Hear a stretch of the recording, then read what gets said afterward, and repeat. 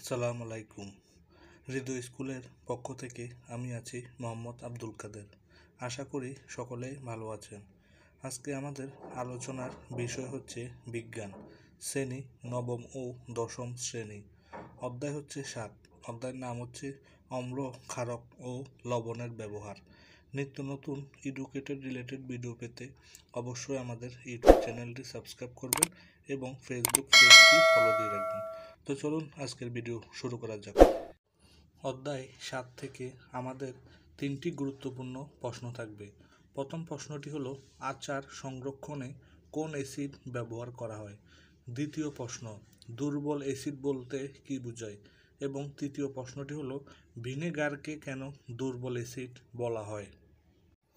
প্রথম প্রশ্ন, আচার সংরক্ষণে কোন অ্যাসিড ব্যবহার করা হয়। উত্তরটি হলো আচার সংরক্ষণে ব্যবহার করা হয় অ্যাসিটিক অ্যাসিড। দ্বিতীয় প্রশ্ন, দুর্বল অ্যাসিড বলতে কি বোঝায়। উত্তরটি হবে যে অ্যাসিড পানিতে মিশালে তুলনামূলক কম সংখ্যক হাইড্রোজেন আয়ন দান করতে পারে সেগুলোই দুর্বল অ্যাসিড। অ্যাসিড কতটা শক্তিশালী বা দুর্বল তা মাপা হয় পিএইচ দিয়ে। যে অ্যাসিডের পিএইচ মান যত বেশি অ্যাসিড তত দুর্বল। দুর্বল অ্যাসিডের পিএইচ মোটামুটি 4 থেকে 6-এর মধ্যে থাকে। তৃতীয় প্রশ্ন, ভিনেগারকে কেন দুর্বল অ্যাসিড বলা হয়। উত্তরটি হলো ভিনেগার একটি জৈব অ্যাসিড।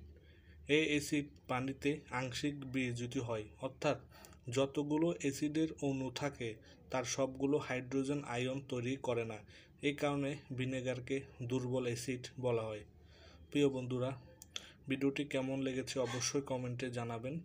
আর যারা যারা এখনও পর্যন্ত আমাদের চ্যানেলটি সাবস্ক্রাইব করার নেই, চ্যানেলটি সাবস্ক্রাইব করে পাশের বেল আইকনটি অন করে দেবেন।